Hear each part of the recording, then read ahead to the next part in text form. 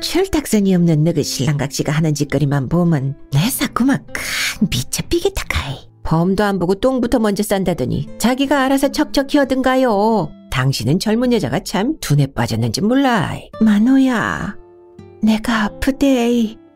내 좀 병원에 데리고 가지.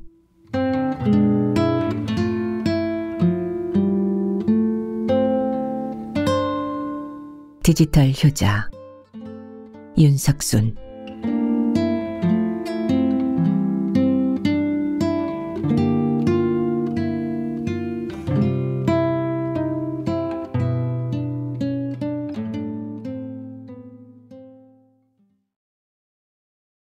나는 본의 아니게 한 해에 몇 번씩 시어머니를 위한 고려장을 지내고 있다.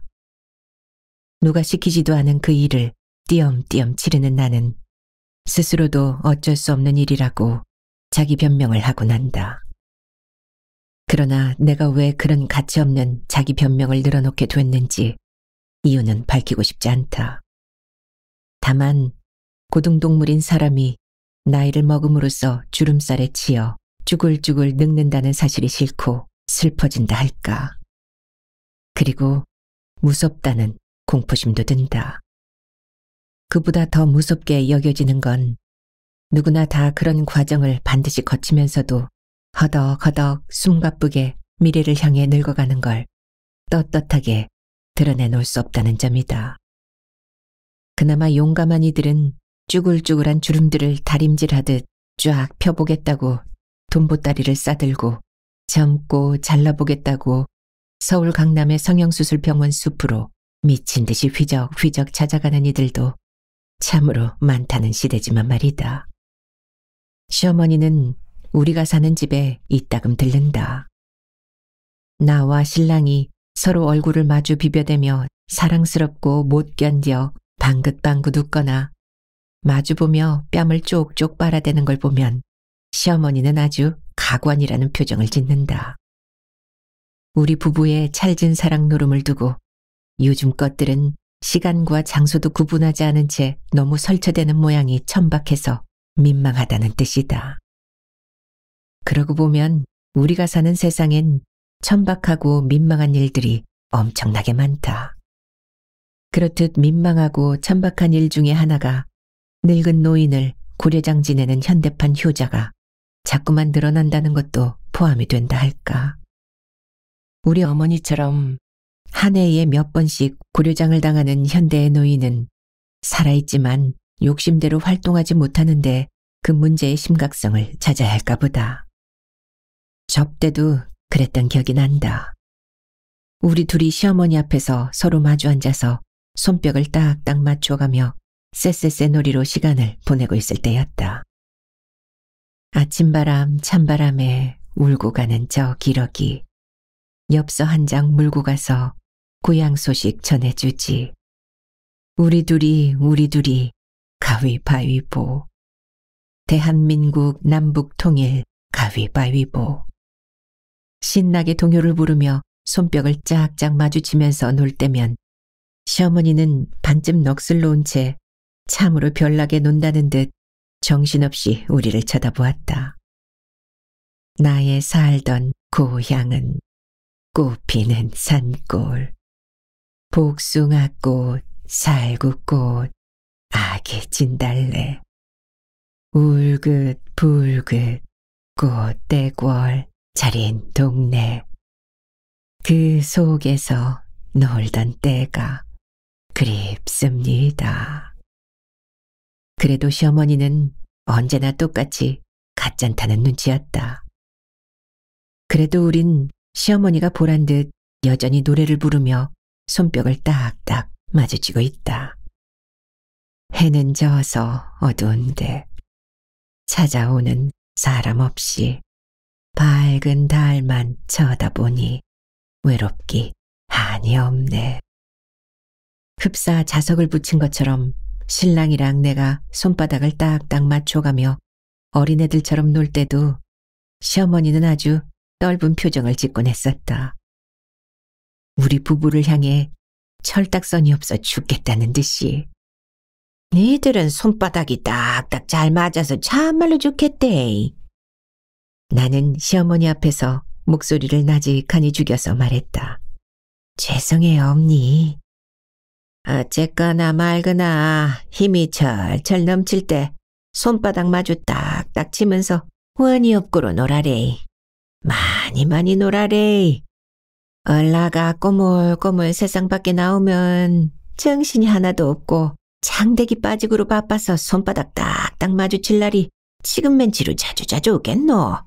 귀 빠져나온 말캉말캉한 새끼 키울락 하면 목 줄이고 심 줄이고 새가 3마리나 쭉 빠질 테니까네. 나의 시어머니 최말자 여사는 복부가 밋밋하게 들어간 것 때문에 더욱 고꾸라져 늙어 보인다는 소리를 듣는다. 그 때문은 아니지만 시어머니가 우리를 이해하고 있다고 믿는데도 우리 부부 앞에서 빛바랜 입술을 삐죽거리며 눈꼴 시어하느라 흰자위를 빙글빙글 돌려대는 시어머니의 모습을 볼 때면 나는 오해 아닌 오해를 하게 되는 것이 한두 번이 아니다. 그렇지만 나는 시어머니의 그런 모습을 두고 조금도 가타부타 헐뜯을 마음은 별로 없다.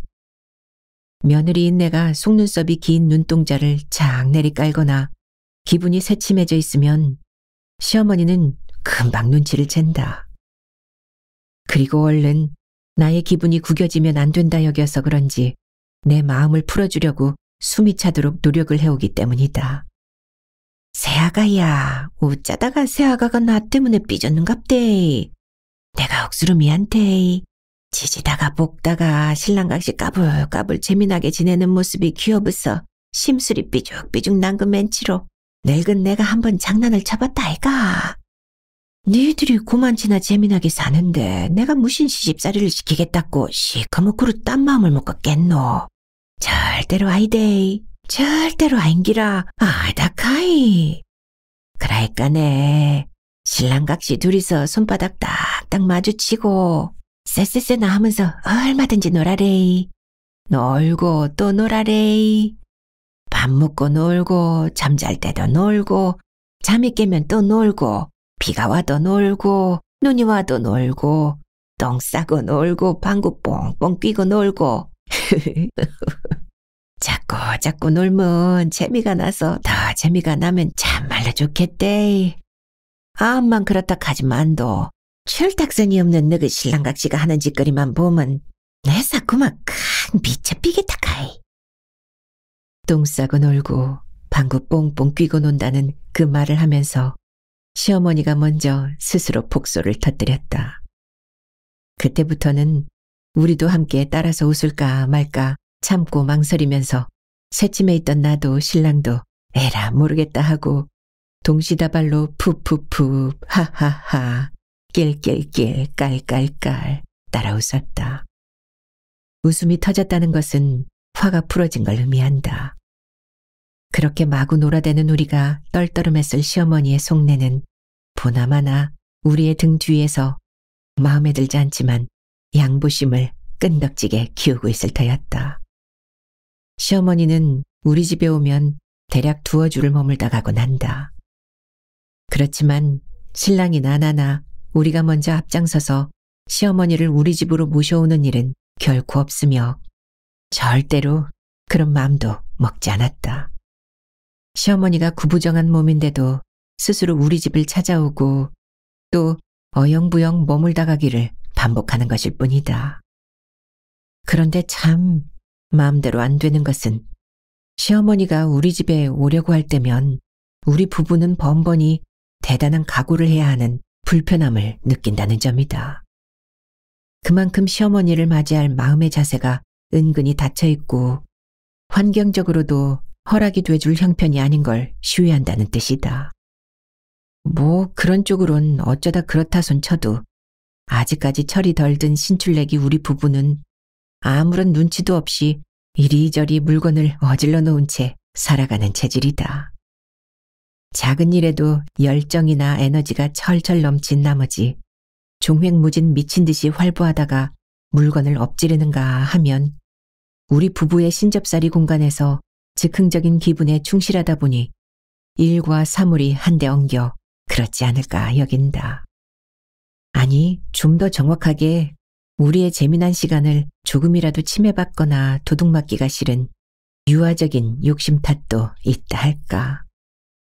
그래서인지 듣기만 해도 조심스럽고 긴장감 높아지는 시어머니한테 우리와 함께 살아가실래요? 라는 주문을 선뜻 올릴 용기며 마음이 생기지 않는 것이다. 시어머니는 우리 집에 오는 것 외에도 바깥나들이를 잘하는 체질이다. 집은 비록 꾀죄죄하고 낡았다. 그렇지만 소도시 읍내의 빌라 위층 아래층 사람들과 모여서 꽃피는 봄이면 신바람나게 단체 관광을 떠난다. 여름에는 푸근하여 편하게 생긴 면 반바지를 즐겨 입고 그때마다 시어머니는 재미없는 분위기를 수습하느라 해수욕 패션이라 자랑을 하면서 이웃들과 어울려 바닷가로 피서 관광도 빼놓지 않는다. 그리고 단풍잎 고상한 가을이면 저 서해안 쪽으로 젓갈 관광을 다니느라 바빠서 치맛꼬리에 휘파람 소리가 날 정도라고 전에 갓 시집 왔을 때부터 신랑이 내게 귀띔을 해줬다. 관광을 좋아하는 시어머니는 이미 해외 관광도 수차례나 다녀왔던 모양이다. 프랑스 에펠탑 앞에서 찍은 사진이며 먼 나라 인도의 타지마할 풍경 사진이 시어머니의 앨범에 몇 장씩 꽂혀 있는 걸 여러 번 보았다.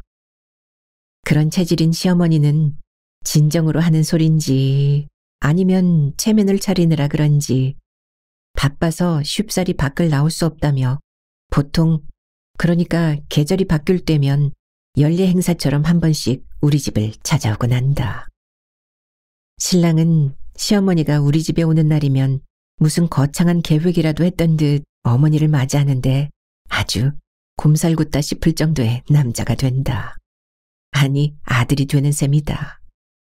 자기의 어머니를 환대하는데 목적을 둔 것 같던 신랑이 어쩌다 한 번씩은 아주 다른 모습을 볼 때도 있지만 그러니까 설 명절을 지나기가 무섭도록 이른 봄이었다. 이제쯤 어머니 오실 때가 됐는데 왜 아직 잠잠한지 모르겠네. 신랑은 미지근한 온돌 방바닥을 코끼리가 목욕을 하듯 뒹굴뒹굴 구르면서 어린애처럼 단순하게 타령을 해대는 것이었다.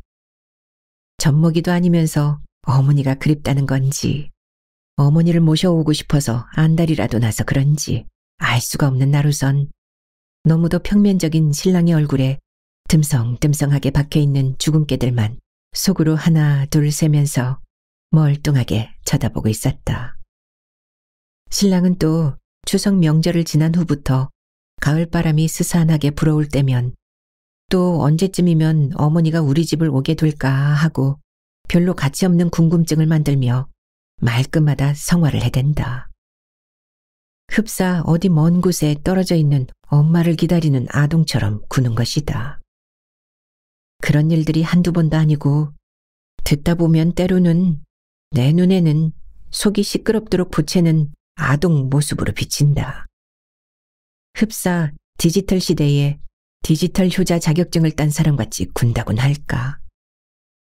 나는 거의 본능적이 되고 만다. 우리 집으로 시어머니가 오시게 말씀드리는 걸 자꾸만 미루게 되는 것이다. 시어머니가 우리 집으로 오시라고 초대하는 그 일을 나로선 최대한 미룰 수 있는 날까지 미룬다.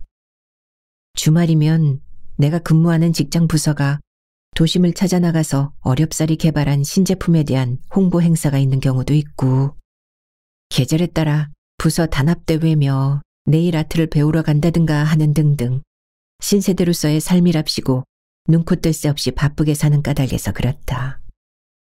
시댁의 품을 떠나 살림남 며느리로 맞벌이하는 신세대 여성으로 살아가는데 초점을 맞추었기 때문이라면 조금 구차하나마 변명이 될까 모르겠다.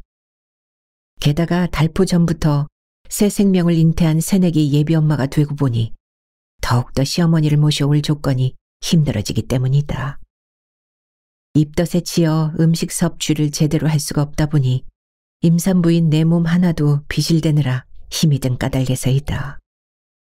우리나라 속담에 고방에 인심난다는 말이 있다.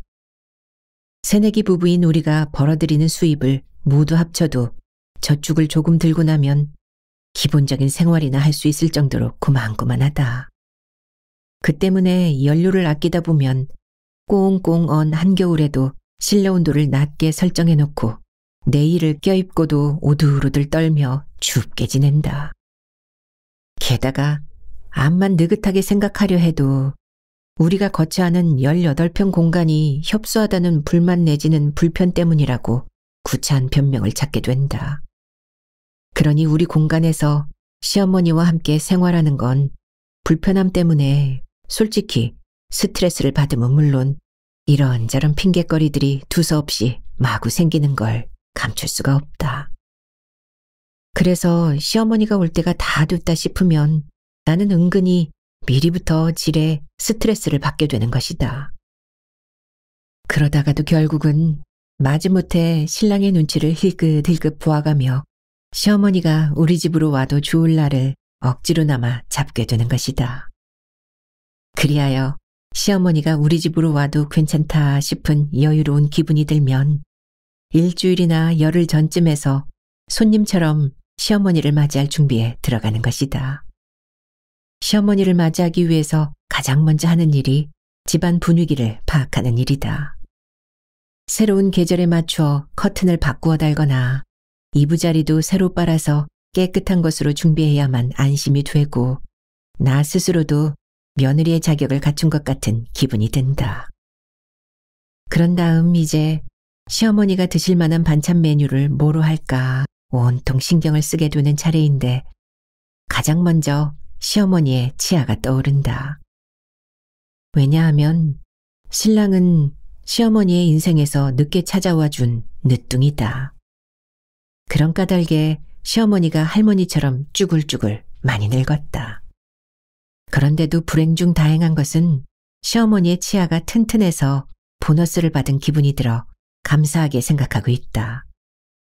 그런 덕분에 나는 김치를 몇 가지 종류로 담글 것인지 계획을 세운다. 여름이면 아삭하고 연한 열무를 조금 짧은 길이로 썰어서 시원한 물김치를 담근다. 필수 조건이라면 흰 국수를 삶아 건져낸 다음 식힌 그 물로 푹 절인 열무 김칫국을 넉넉하게 붓는다. 그리곤 상온에서 상큼한 사이다 맛으로 익힌 물김치의 맛을 지키기 위해 그 시간부터 냉장고의 온도를 살얼음이 얼도록 조금 더 낮춘다. 그리곤 바르게 잘 빠진 몸매의 연한 오이 소박이를 심심하게 간해서 한 통 가득히 담근다. 운이 좋게도 입맛에 짝짝 붙게 담가졌으면 시어머니가 귀가할 때 남은 걸 싸드리기 위해서이다.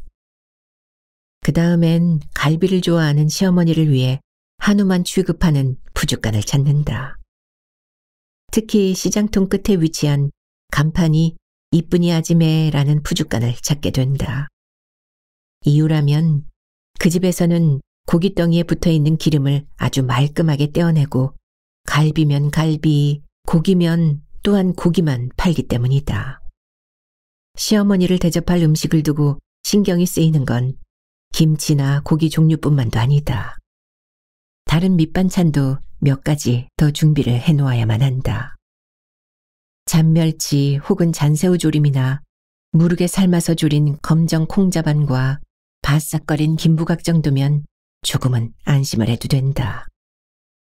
그 밖에도 시어머니가 좋아하는 고소한 콩고물 묻힌 찰떡이나 야들야들한 애호박 부침거리도 간단히 메모를 해두면 장거리 재료를 준비함에 있어 복잡해서 헷갈리는 고민이 반으로 줄어든다.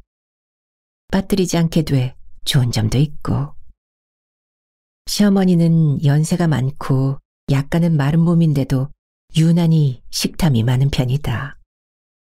다른 집에선 맛있는 걸 대접하면 자식들 호주머니에서 돈이 많이 쓰일까 봐 아까워서 시어머니가 정색하고 말린다는 소리를 들었다. 그런데 우리 시어머니는 그런 분들과는 차원이 다른 노인네다.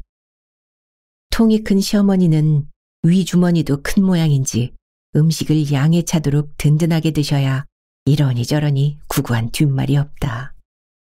조금이라도 속이 헐렁하게 먹었거나 그 양이 성에 차지 않았다 싶으면 옆 사람의 청력이 먹먹해지거니 찌릿하게 아프도록 잔소리를 끓여주는 체질이다. 구두쇠니 다라비와 사돈을 맺겠다느니 불만을 떠들어대는 까닭에서 그렇다. 사람이 참말로 진지자리 꼽재기가 따로 없대. 사람은 뭐라캐 싸도 손이 조막손 맨치로 작으면 절대로 못 쉰다 카이. 손이 너무 작으면 어쨌거나 큰일을 못하는 기라. 사람이 그렇대. 한 끼니 음식을 묵고 또 먹는 것도 아니고 누구나 다 지 나름의 밥통에 양이 있는 법인데 묵을 만큼 먹어야 포만감에 차지를.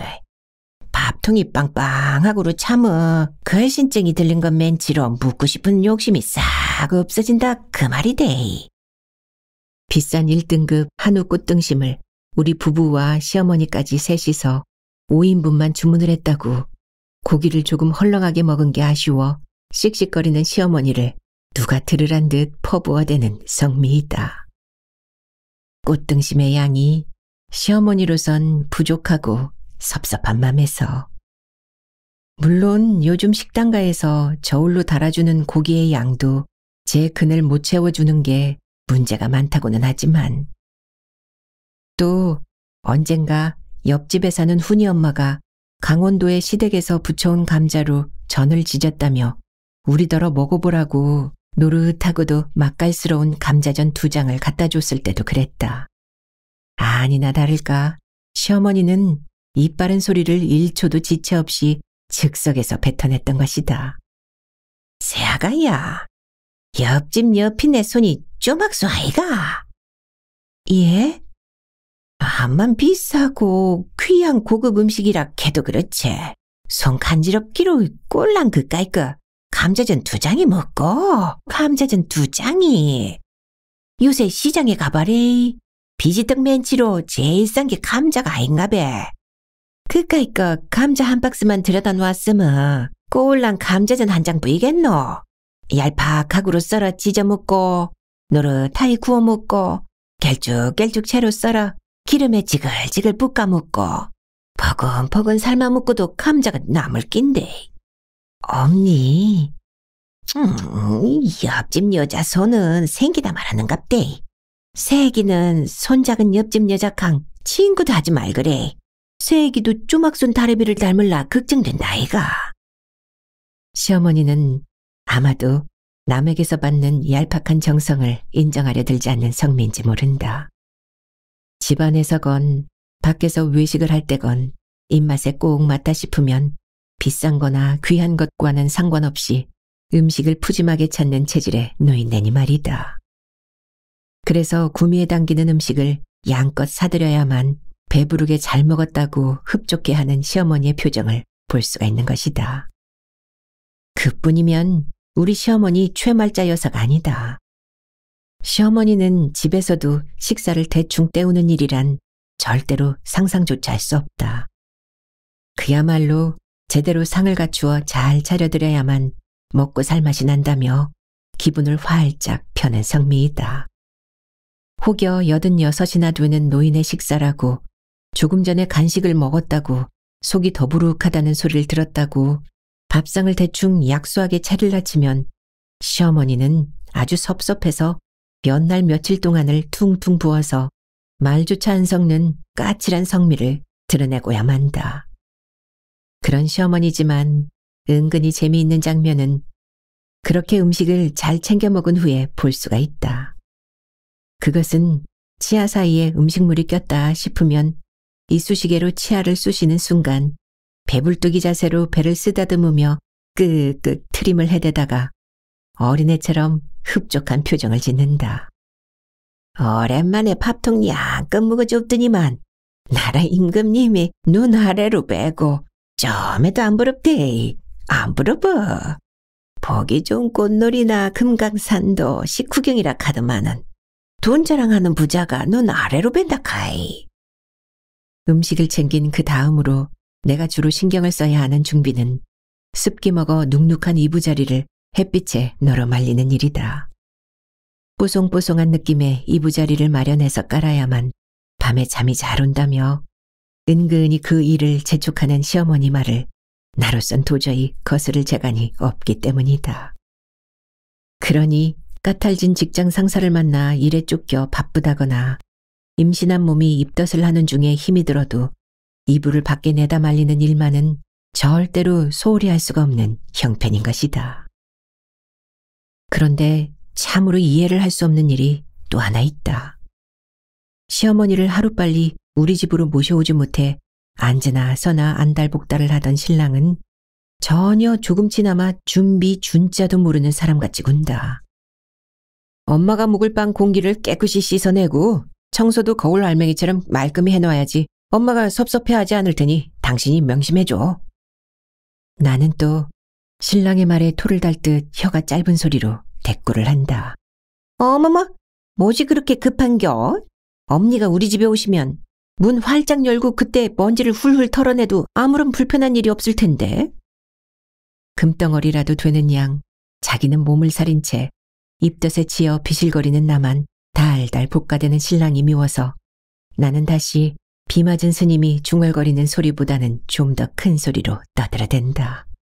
범도 안 보고 똥부터 먼저 싼다더니 당신이 딱 그 짝이네. 무슨 일인지 몰라도 그리 급하면 자기가 알아서 척척 히어든가요. 쉰둥이 막내딸이 보고 싶다고 늙은 우리 엄마가 오는 것도 아니고 자기 엄마니까 자기가 알아서 혀보세요. 그게 바로 효자 아들의 임무가 아닌겨. 당신 엄니가 우리 집으로 들이닥치자마자 방을 치우느라 부산을 떠는 것보다야 그래도 아들이 미리미리 좀 치워놓는 것도 썩 나쁘진 않을 테니 말이요. 시어머니가 우리 집으로 오는 일을 두고 사사건건 은근히 보채는 짓만 해대는 철없는 신랑이 나는 밉고도 섭섭하다. 그만큼 신랑은 시어머니가 우리 집에 들이닥치기 전까지 입으로만 염불을 해댄다. 그러다 정작 어머니가 오신 후부터 집안을 치운다고 북새통을 떨어대니 정신이 없는 내 신랑이야말로 입 따로 행동 따로 디지털 시대에 날라리 효자라는 생각이 든다. 그럴 때면 나는 악다구니를 해대듯 팡 쏴주고 만다. 자기는 나중에 늙어서 죽으면 입은 관 밖에 따로 두고 몸만 관 속에 넣어야겠네. 그렇게 야문 입은 절대로 썩지 않을 테니 말이야. 시어머니는 아들이 하는 일들을 멍하니 구경만 하다가 아들이 안 돼 보여서인지 괜찮다는 말만 되읊고는 한다. 언제나 신랑은 시어머니가 우리 집에 들이닥치면 묵을 방을 치우느라 이것저것 옮기거나 제자리에 있는 것마저 정신사납게 밀고 당기며 야단 법석을 떨어야 살맛이 나는 모양이다. 시어머니는 옆에서 아들의 그런 행동을 인내심도 깊게 가만히 지켜보고 있다가 뒤늦게 아들의 그런 모습에 불안한 게 느껴져서일까. 어머니의 말을 흘려듣는 아들더러 섭섭하다고 한숨을 푹푹 내뿜는다. 신랑은 시어머니가 들으란 듯 전혀 생뚱맞은 소리를 되읊고 있다. 어머니가 거쳐야 할 이 방이 왜 이리 꾸진 것처럼 보이지? 저 커튼도 좀 화사한 색깔로 바꿨으면 좋을 텐데. 당신은 젊은 여자가 참 집안 인테리어 감각도 어찌 그리 둔에 빠졌는지 몰라. 심지어 노랗고 밝아서 환한 방바닥까지 타박을 하는 데는 기가 막혀서 할 말을 잃는다. 방바닥이 점잖고 묵직한 바탕이라야 뭘 마음 놓고 어질러도 때 묻은 표가 나지 않을 건데. 노인네가 며칠간 묵는데 이렇게 애로가 많아서야 어찌 아들네 집이라고 마음 놓고 출입을 할 수 있겠어. 그런 등등의 일로 하여 나는 언제부턴가 신랑의 두 얼굴을 보게 되었다. 모든 걸 다 옳게 잘 알고 있으면서도 실천하지 못하는 게 그의 특징이란 걸 알았다. 그건 곧 우리가 시어머니와 함께 살기가 싫은 눈치인지 모른다. 시어머니가 살고 있는 읍내의 집은 소형 빌라다. 그래서인지 대개 혼자 사는 할머니들이나 혼자 생활하는 노인 가정이 많다. 거기서 함께 사는 노인들은 서로 늙은 몸을 의지한 채 문턱이 닳도록 드나들며 얽혀 기대고 산다. 때에 따라선 가끔씩 밤늦은 시간에 전화를 해도 시어머니와 통화를 하기조차 어렵다. 이웃의 친구 집에서 밥을 함께 먹고 어울려 놀다가 잠을 자기 때문이다. 그럼에도 우리 마음이 편하지 못한 건 그거다. 암만 생각해봐도 86이라는 고령의 시어머니를 두고 자식된 도리는커녕 방치한 것 같아서 그렇다. 작년께인가 우리가 한 달에 2번 정도 어머니 댁을 찾아가기로 했다. 그때는 이것저것 어머니가 자실 만한 음식들을 몇 가지씩 만들어가기로 계획까지 세워두었다. 물을 채친 물김치며 잘게 다진 해물 석박지를 심심하게 버무리고 식혜를 달게 삭히고 멸치볶음에다 바삭한 김자반 등 속에 밑반찬을 만들어가는 내용이었다. 그러던 중 시어머니가 뜻밖의 먼저 우리 집에 오게 되었다. 그땐 또 전처럼 음식을 준비해서 시어머니의 입맛을 맞추어 드리느라 눈코 뜰 새 없이 바빠졌다. 그러다가도 우리 집에 계시던 시어머니가 다시 집으로 돌아갈 때면 이것저것 음식들을 만들어 챙겨드려야 했다. 그런데 언제부턴가 시어머니의 치아가 좀 부실한 것 같아 보였다. 그래서 열무가 질기다고 해서 연한 오이랑 배를 잘게 저며서 물김치를 담갔다. 총각김치는 짧고 얄팍하게 썰고 물김치 담을 배추 속 고갱이도 연한 것들로만 채를 썰어 얇고 부드럽게 만들었다. 우리 집에 머물던 시어머니가 댁으로 돌아가시기 며칠 전부터 나는 뭐든 혹시 작은 거라도 잊어버릴까 봐 목록 확인에 들어간다.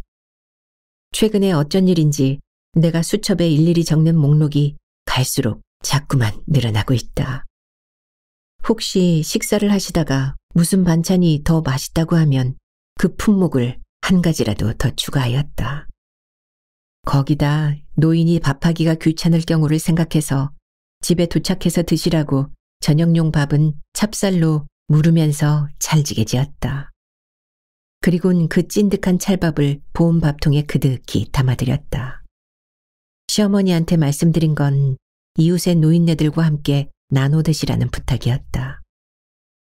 그 밖에 덜어는 시어머니가 즐겨 드시는 콩죽을 끓여서 챙겨 넣어드릴 때도 있다. 시어머니가 읍내 집으로 돌아가실 때면 대개는 신랑이 혼자서 시어머니를 모시고 간다. 시어머니는 아들과 동행하는 걸 누구보다 분유기를 타고 아들의 옆자리에 앉아서 가는 걸 즐거워하기 때문이다.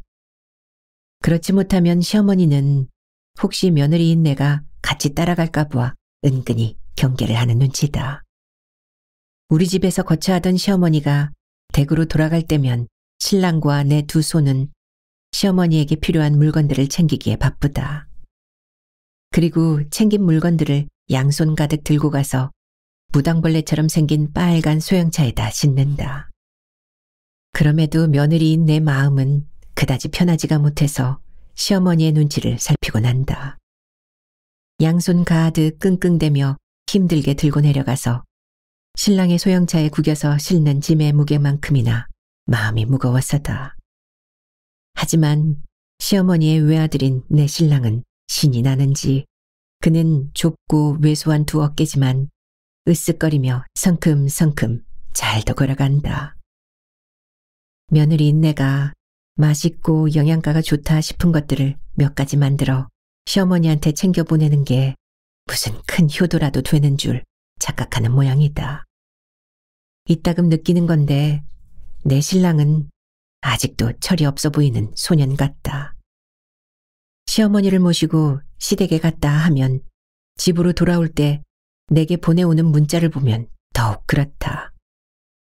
철없는 내용이 재미있다 할까, 걱정이 된다 할까. 흡사 훨훨 날개라도 달려있는 것 같이 느껴질 정도다. 무슨 일이냐 하면 내 신랑은 어머니를 댁에 모셔다 드린 후에 꼭 전화를 걸어오는데 아기와도 같은 소리를 질러대는 것이다. 자기야, 홀가분해서 날아갈 것 같아. 이젠 내 세상이고 긴장이 풀려서 살맛이 나네. 기지개나 한번 늘어지게 켜볼까? 오우, 산소도 좀 마셔보자. 자기야, 이따 봐. 그 짧은 몇 마디로 자기의 속내 기분을 깡그리 표출하는 내 신랑은 암만 생각해도 참으로 애 같고 딱해 보인다. 그럴 때의 신랑 얼굴은 마치 밀린 숙제를 죄다 모범 답안으로 풀어치운 어린 학생처럼 맑은 표정이어서 그렇다. 그런 신랑을 바라보는 내 마음은 왠지 자꾸만 찜찜해진다. 또 다른 한편으론 나도 모르게 홀가분한 기분이 그렇게 잘도 솟는지 알 수가 없다. 그러니 누가 뭐라고 해도 우리는 그 나물의 그 밥인 도토리 기재기 하는 부부인가 보다. 시어머니가 머물다 떠나간 뒤에 우리 집은 텅 빈 것 같고 그래서 뭔가 허전한 걸 느낀다. 다른 한편으론 잡다한 물건을 치운 마당같이 넓고 훤해서 시원한 느낌도 함께 받는다. 어쩐 일인지 최근엔 이따금 값싼 효심이 약간씩 솟아날 때도 있다. 나는 그것을 두고 디지털 시대의 효심으로 생각하고 있다. 좁고 어두컴컴한 우중충한 시어머니의 주거 공간이 떠오르는 것과 동시에 조금은 심란해지는 마음을 누를 수가 없는 것이다. 그러고 보면 나 역시도 이중인격자인지 모를 일이다. 갑자기 텅 빈 내 머릿속에 얼핏 떠오르는 단어가 하나 있다. 참으로 이상한 그 단어 말이다.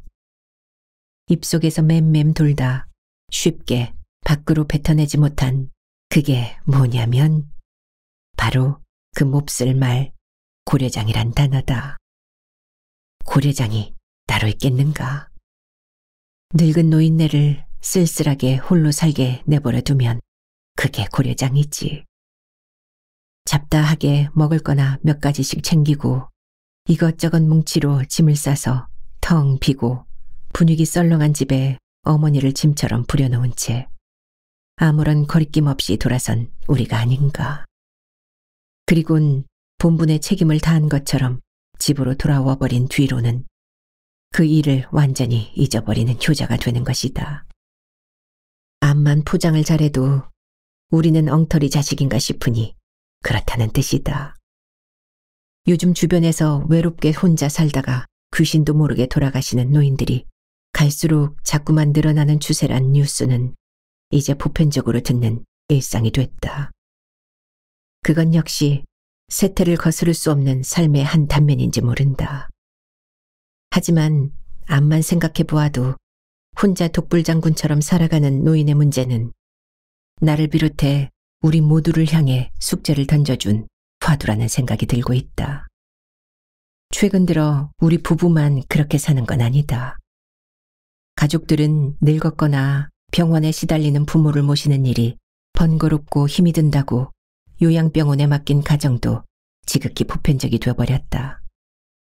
그게 곧 첨단 디지털 시대의 효자가 되는 방법인지 아님 그 또한 디지털 시대의 고려장인지 알 수가 없지만 말이다. 늦은 밤 거실에서 전화벨이 요란하게 울리고 있다. 그런데 전화 받기가 자꾸만 꺼려진다. 밤중에 걸려오는 전화치고 기쁜 소식일 리가 없다는 선입견 때문이다. 나는 세게 울려 퍼지는 전화벨 소리가 신경을 긁는 게 싫다고 여기면서도 몇 가지 더 굼뜬 행동을 하고 있다. 진즉 다 끝낸 거실 바닥을 설렁설렁 닦는 흉내를 내든가 이미 창틀을 덮고 있는 커튼 자락을 다시 한 번 더 손바닥으로 주르르 훑어내린다. 그래도 전화기에선 계속해서 벨소리가 요란하게 울려대고 있다. 나는 마지못해 꿈을 대며 군뱅이처럼 수화기를 잡는다. 잠시 손으로 수화기를 잡은 내가 흠흠 하면서 호흡을 가다듬는다. 그 사이 수화기 저편에서 고랑고랑한 시어머니의 목소리가 들려온다. 아마도 내 신랑의 이름을 부르는 모양이다. 만호야, 만호야, 내가 아프대. 병원에 내 좀 데리고 가지. 내 좀 병원에 데리고 가지. 만호야, 만호야. 만호를 만호로 발음하는 시골에 계신 어머니의 목소리는 숨이 가쁘게 들렸다. 이미 수없이 고려장을 지낸 시어머니의 가래낀 목소리에 내 귓속은 자꾸만 먹먹해져 가는 중이다.